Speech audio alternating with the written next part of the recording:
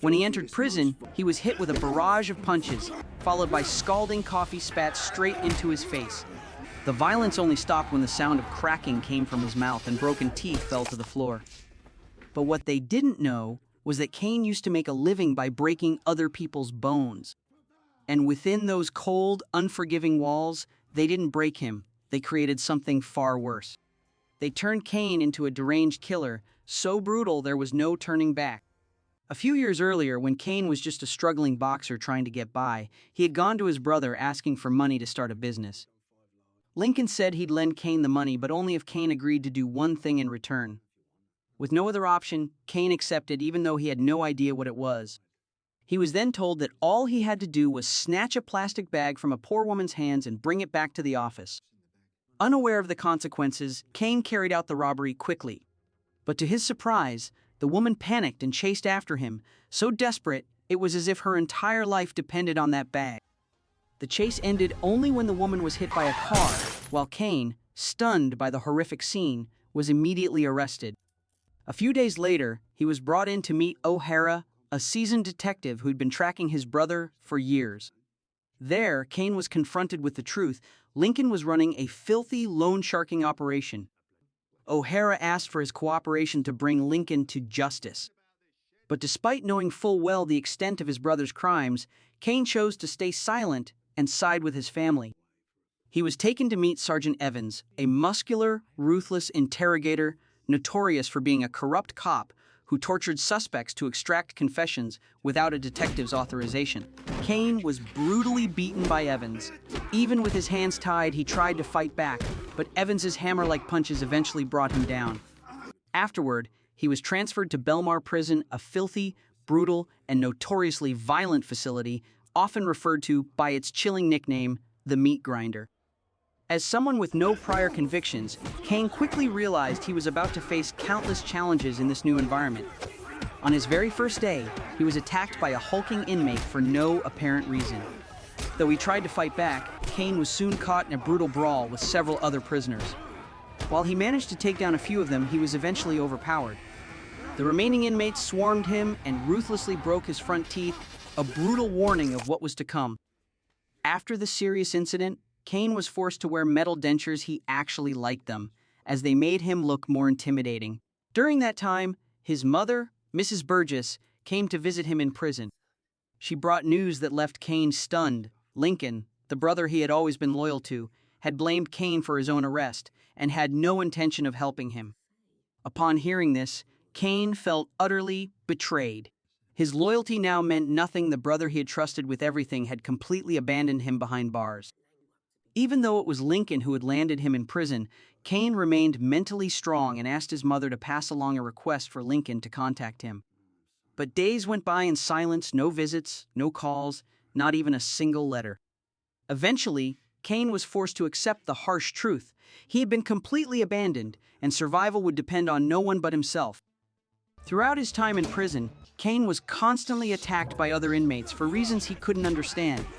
Backed into a corner with no way out, he was forced to learn how to defend himself. From then on, he committed to a brutal training regimen, both physically and mentally preparing for any confrontation that might come his way. One day, a fierce fight broke out between him and two other inmates. Thanks to his persistent training, Cain easily defeated the two attackers with just a few powerful punches. As he savored his moment of victory, a shocking truth was revealed. One of the beaten inmates disclosed that it was Cain's own brother who had put a 20,000 pounds bounty on his head. All the attacks Cain had endured up until then were driven by that betrayal. Upon hearing the news, Cain became furious now. He had a clearer reason to live than ever before. He was determined to take revenge on those who had brought disaster upon him. Giving up was no longer an option. The bounty on his head attracted more and more inmates, making the situation increasingly dangerous. However, alongside the growing number of enemies, Cain grew stronger in both willpower and influence. Each fight left him with injuries, additional prison time, and long days confined to solitary. The inmates used every possible means to take Cain down, including a flammable chemical liquid manufactured by the prison called napalm, which severely burned part of his face. Gradually, Cain transformed into a ferocious creature, barely recognizable as himself. driven solely by the will to survive. In that state, he completely lost all compassion for anyone. Even the prison guards feared Kane's strength, with some of them suffering serious injuries. During his 3 years of incarceration, Kane endured harsh days until one day his mother came to visit with heartbreaking news. She had pancreatic cancer and didn't have much time left to be with him. Overwhelmed by the news, Kane couldn't bring himself to tell his mother about the terrible crimes Lincoln had committed, knowing that, at this moment, he was the only person she could rely on. As time passed, Mrs. Burgess's health steadily worsened. While Kane was being treated in the hospital after a violent confrontation, Detective O'Hara came to visit him. During this meeting, Kane discovered that Sergeant Evans, the corrupt officer who had brutally tortured him, was actually Lincoln's henchman, operating undercover as an informant working for him. Detective O'Hara told Kane that as soon as he uncovered the truth, he had fired Evans and became fully aware that Lincoln intended to kill Kane. Therefore, O'Hara continued to urge Kane to cooperate in bringing Lincoln to justice. This time, Kane agreed to provide the necessary information on the condition that he be allowed to see his mother one last time before she passed away. Escorted by a strict security team, Kane was taken to the hospital to visit his dying mother. When Kane reached his mother's bedside, he realized she had just taken her last breath, and if he had arrived a little earlier, he could have said goodbye. In the elevator, he suddenly launched a surprise attack on the guards escorting him. Kane attacked so fast and fiercely that the guards didn't have time to react, one by one falling unconscious to the elevator floor. Immediately after, he sprinted out the hospital's back door and successfully escaped. In the next scene, Kane is seen trying to enter a private bar, but is stopped by security guards. After a few brief hand-to-hand fights, Kane quickly took down the guards and walked into the bar. There, he met an arrogant bartender named Bez and introduced himself as a member before ordering a large beer. As he sipped his drink, Kane discreetly listened in on a conversation happening among a group of people seated across the bar. The group belonged to a gang that had recently scaled back operations following the death of a member named Rook and the mysterious disappearance of their accountant. Tun, one of the witnesses to Rook's killing, began recounting the event from his perspective. He described how, during a drug deal at their usual hangout spot, they noticed a stranger standing nearby, silently watching them from the shadows. While Tun was busy dealing with a customer, Rook approached the stranger, trying to find out why he was watching the group. When he got no response, Rook lost patience and was about to throw a punch. However, at that moment, an axe suddenly swung down, severing his arm and knocking him to the ground. Tun recounted that, after witnessing Rook's murder, he bravely chased after the killer, forcing him to flee. However, Kane's reaction was filled with contempt. He laughed loudly, clearly doubting the story, and claimed that Tun wasn't strong enough to make anyone afraid. According to Kane, it was actually Tun who panicked and ran away after Rook was killed. Furious at the accusation, Tun completely denied it and began making threats. The gang quickly rallied behind Tun, ready to charge into a confrontation. But when Kane revealed that he was the psychopathic killer they had been talking about, everyone stepped back in shock. Bez immediately demanded that Kane leave her bar at once. Just then, the guards Kane had knocked out earlier regained consciousness and rushed in, attempting to attack him. However, Kane swiftly overpowered them in an instant. Drawing a double-barreled pistol, he didn't need to say a word. His weapon alone was enough to show just how dangerous the situation had become. Kane nearly subdued the entire gang, forcing them to reveal the whereabouts of the boss Lincoln, a corrupt businessman who made his fortune through illegal deals. Lincoln was Kane's own brother. However, instead of finding Lincoln, Kane came face to face with Hyde, the boss's closest and most loyal assistant, who still remembered Kane's past clearly. Hyde quickly introduced Kane to the gang, stating that he was the boss's brother, someone who had made serious mistakes and paid the price behind bars. Hyde mocked the scars on Kane's face, alluding to the humiliations he might have endured during his imprisonment. Just then, one of the bodyguards suddenly lunged at Kane, but before getting close, he was shot straight in the kneecap, causing his leg to collapse and him to fall to the floor. The bodyguard screamed in pain as Kane kicked him in the face, knocking him out instantly. Despite witnessing this brutal act of violence, Hyde remained skeptical that Kane was the one who killed Rook, largely influenced by Ton's earlier claims. To end the doubt, Kane presented the final piece of evidence, the severed hand of Rook, kept in a plastic bag that Ton himself opened. Now, there was no doubt Kane was a cold-blooded killer, forcing the entire gang to submit to his commands. After taking down Hyde, Kane blamed him and Lincoln for his imprisonment, then ordered Lincoln to be brought in to face him directly. When two gang members pleaded to use the bathroom, Kane refused and forced them to relieve themselves right then and there. Ignoring Kane's threats, Hyde tried to maintain his composure and dared him to make a move.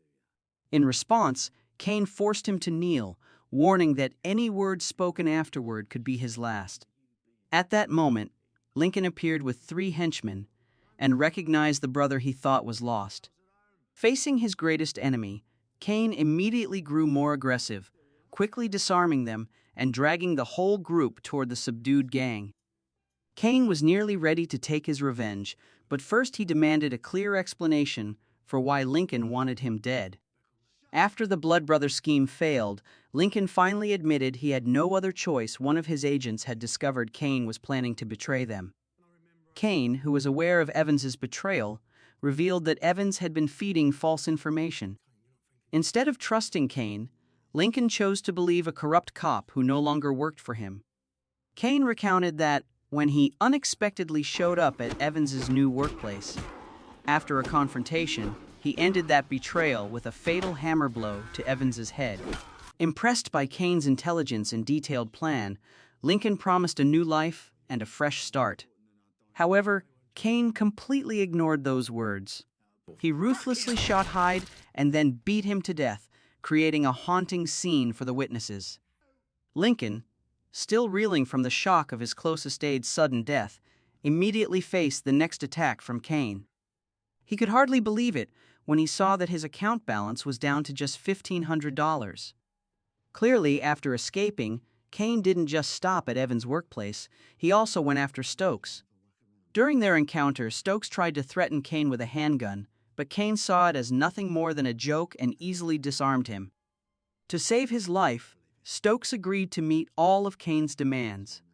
He transferred his entire $2.2 million account to support the families affected by Lincoln's illegal loan operations. Lincoln was now left with only his loyal gang. He believed Kane was at risk of being taken out that night due to limited ammo. Kane had just 2 bullets left, while Lincoln and his crew had a total of 10. However, Kane only needed 1 bullet, and he was saving it for Lincoln. When Lincoln noticed Bez preparing to attack Kane from behind, he kept talking to distract him. While Kane was momentarily distracted by his brother's words, Bez suddenly smashed a bottle over his head. Kane quickly shot a gangster in the chest, but immediately after, he was overwhelmed by the others and disarmed. Unable to beat Kane in hand-to-hand combat, the thugs resorted to throwing glasses and bottles at him. When Bez handed them a bag full of metal bars, hammers, and knives with the intent to kill, those weapons proved useless against Kane's unbreakable body and expert fighting skills. One by one, he brutally took them down. Meanwhile, as usual, Ton panicked and ran away. This time, Ton came back with a submachine gun and fired at Kane, but none of the shots hit their target. In the chaos, Ton accidentally killed a member of his own gang. Kane quickly grabbed the gun from Ton's hands and used it to take down a few more enemies. Despite the remaining tough guys continuously attacking Kane with stones, punches, and knives, he held his ground. One by one, they were brutally killed. Some had their arms broken and were then slammed into heads. Others were bitten on the neck like vampires, and another was repeatedly stabbed in the throat. In the end, only Bez, Lincoln, and Kane were left facing each other. Lincoln bluntly made it clear that he didn't care whether Kane planned to expose him or not. Lincoln put a bounty on Kane's head because Kane had damaged his reputation among their allies. When Lincoln revealed the truth and pulled the trigger, he was shocked to find the gun was out of bullets. Realizing this, Kane just laughed at Lincoln, quietly relieved that he hadn't fallen for his previous tricks. Refusing to back down, Lincoln charged at Kane, trying to stab him with the knife Bez had given him. The intense knife fight between the two men ended with Lincoln receiving his just punishment, being stabbed by his brother. Kane, who seemed unwilling to kill anyone, not even a woman or a rat that had ever threatened him, let Bez leave with the bodies of those she had loyally served her whole life. In the end, the image of one of Lincoln's victims appeared. It was surprising to see Kane's account balance, showing that he had somewhat made up for his older brother's mistakes. Beyond Kane's satisfaction, this revenge also benefited Prey and Detective O'Hara. If you enjoyed this story, don't forget to like and subscribe to our channel, where every film is explored in depth and every character has their own story to tell.